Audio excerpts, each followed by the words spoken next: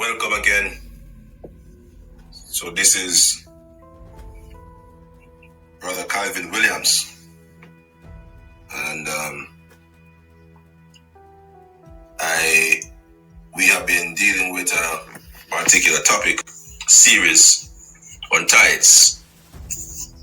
I hope you had listened already to part 1,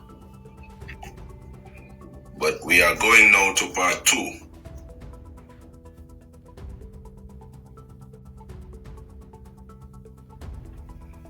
And I hope, as I said before, that you have listened to part 1 before you listen to this one, so that you may have a better context to what is going on, and you don't draw any conclusions without understanding. So we're going into Matthew chapter 25, and we're going to read from verse 40. Now, in this book, in Matthew chapter 25, this is where Jesus, he was speaking to the multitude and his disciples, and they were dealing with some particular issues, and he was speaking to them about a parable. And he was saying to them that the time is going to come when the king is going to say to them, "Depart from me, I do not know you." And they are going to come and say, "But I prophesied in your name, and I do this in your name," and But in this particular part, he was saying that I was hungry, and you did not feed me, and I was thirsty, you did not give me to drink. I was naked, and you did not clothe me. And they are going to ask him, "When did we see you naked and did not clothe you? Or when did we see you hungry and did not feed you?"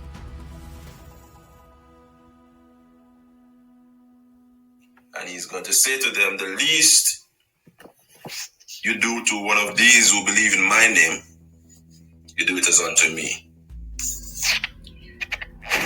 And so, it is not about the persons who exalt themselves in the church to be great that God is really interested in. Because the Bible said for you to be great in the kingdom, then you have to become as little children.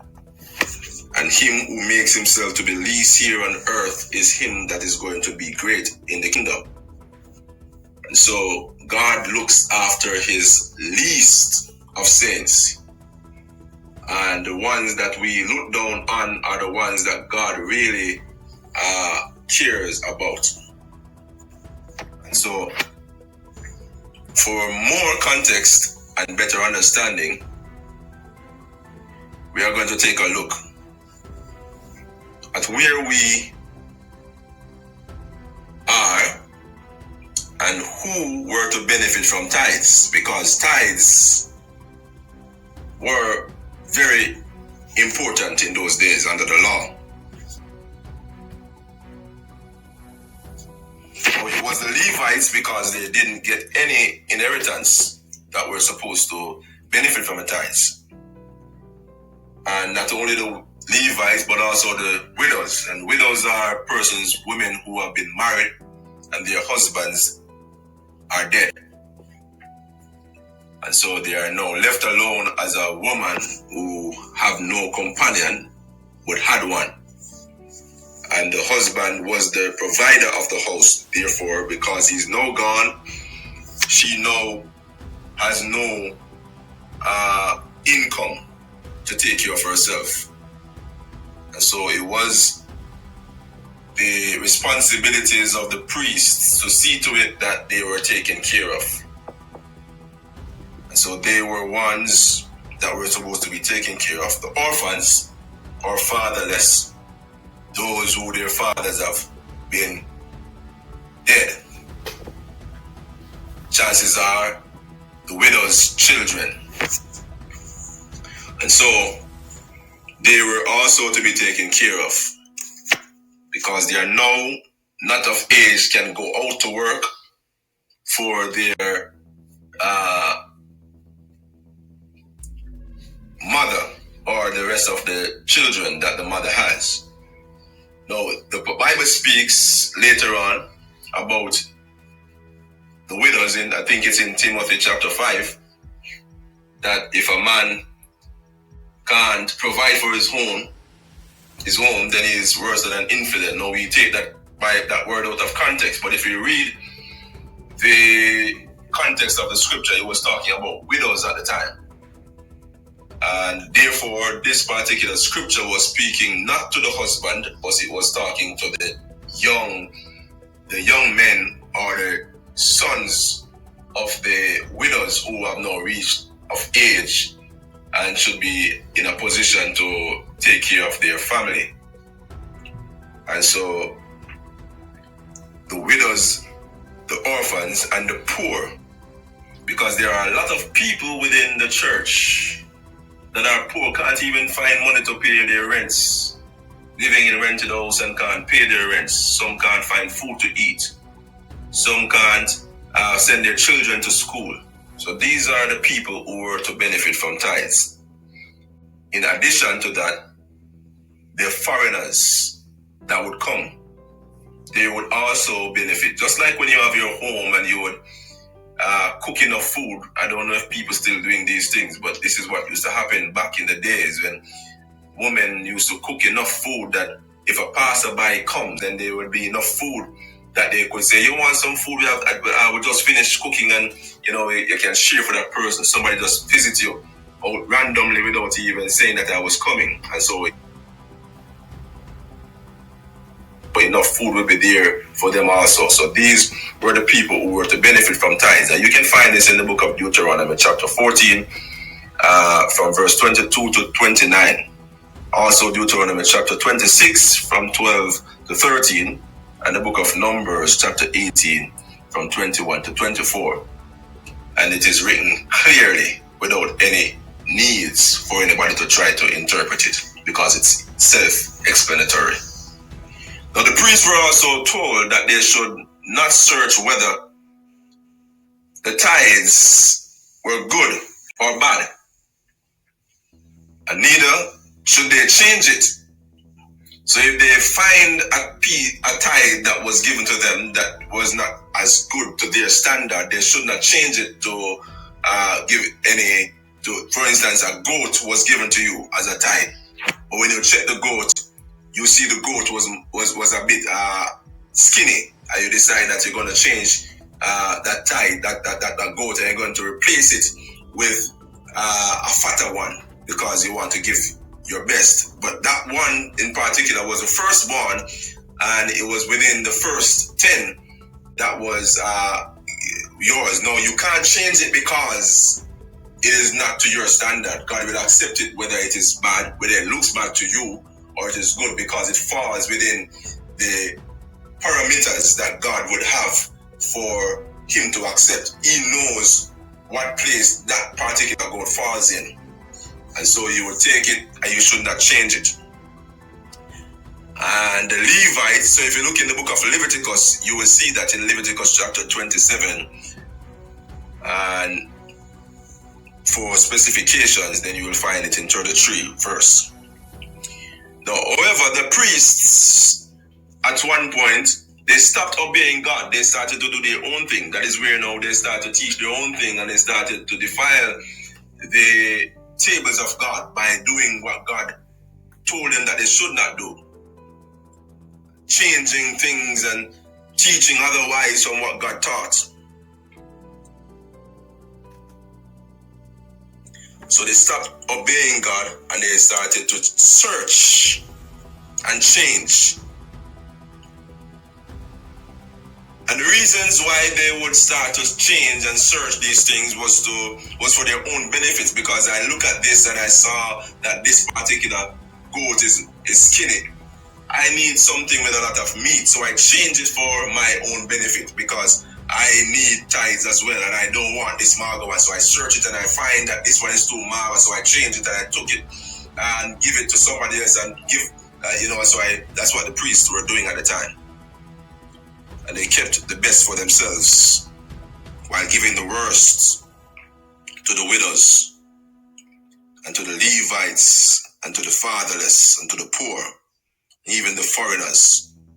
And you will see this in 1 Samuel chapter 2, verse 12 and 17, to verse 12 to 17, where the sons of Eli started to do these things, and they started to corrupt the altar of God and his offerings and his tithes, and they started to do what they please. You will also see it in the book of Malachi chapter 1 from verse 7 to 8, where the priests were offering to God the lame and the blind. And God was upset, and he said, offer these now to your governors and see if they would accept them. You see, so you also see this in Malachi chapter 2 from verse 8 to 9, Ezekiel 34, where the priests or the elders and leaders, the prophets in those days, the shepherds in those days, how they used to use their authorities and their influences, and they would cause, this time around, they would not be the persons who literally push the people away, but they were the cause why the people would be led astray. So he said, woe be unto the shepherds that cause my sheep to stray. Different from what he said, I think it's in either Jeremiah or Isaiah, where he said, woe be unto the pastors that lead my sheep astray. No, this one he says, he caused my sheep to stray.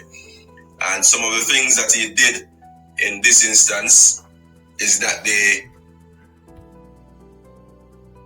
would take the best portion of the offerings for themselves, and the fat ones would be the fatter sheep would be the ones who push away the ones that were mager, and this is talking about now the same persons who have been fed more and who were more favored by the priests and so forth.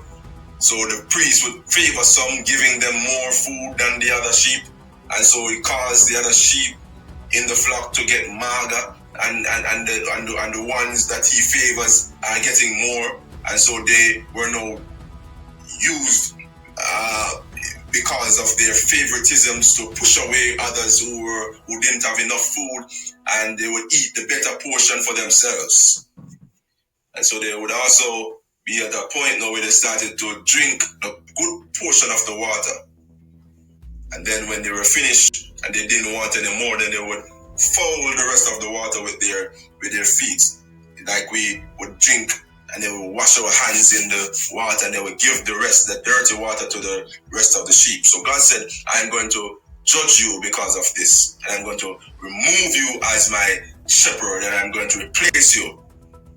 So just imagine God set as the shepherd, give somebody as an under shepherd charge to take care of his sheep, and see to it that every one of the sheep are taken care of.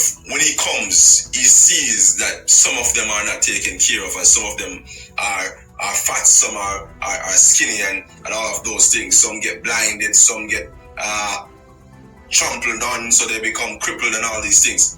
No, I'm not going to be pleased with you if I was the one who give you the charge to take care of them. I'm going to fire you, and I might find ways to execute you as well. I might find ways to see to it that you go to prison because you deliberately did all of that after we had an agreement that you were going to take care of the sheep and see to it that they were all fed alike. And so this was what was going on with the shepherds in those days, who were also priests. You also see it in the book of Nehemiah chapter 13 from verse 10 to 13. Now, by withholding from the people what was due to them, this was how the priest withheld from God, because you can't give God literally anything. You give God by giving to his people. You give to God by giving to his people.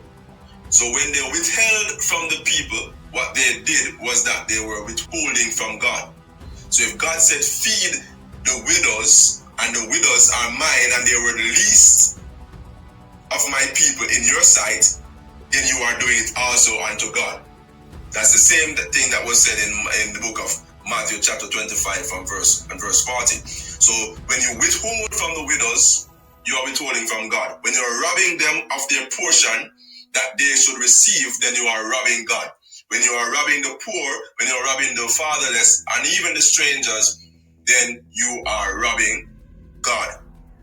So he said, when a man rob God, yet you have robbed me. But you say, how did I rob you? In the same thing that he said, where did I find you naked and did not feed you? Where did I find you, and did not clothe you? Where did I find you hungry and did not give you to drink? And he said, no, even this whole nation. So you do it by robbing this whole nation. So you withhold from God, rob God by robbing the people. Where did I rob you? That's what you ask. Will a man rob God? Yet you say, where have you robbed thee? In tithes and offering. So he said, no, you are cursed with a curse, for you have robbed me, even this whole nation. So we read the scripture, we see the word even this whole nation, and we start to switch it now. Leaders start to switch it around to say the people in the church are robbing God. That's not what the Bible means. The Bible meant to tell you that the word even is speaking of something different from what you are saying, and you're going to see it in the next one to come. So he said to them that they rob God's people of the tithes and sacrifices that God instructed the priests to give to them, that they gave them lame and blind.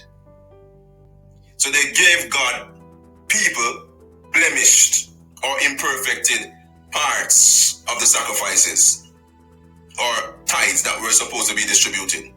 So they dishonored God by dishonoring his people. So God told the priests that if they do not lay it to heart, he will curse their blessings.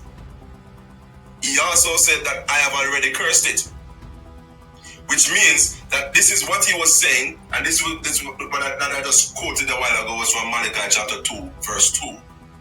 So this is what he meant when he said, you are cursed with a curse, in Malachi 3 and verse 9. Now, stay tuned for part 3, and I hope you follow in sequence so that you may understand the entire thing of tithes. God bless you.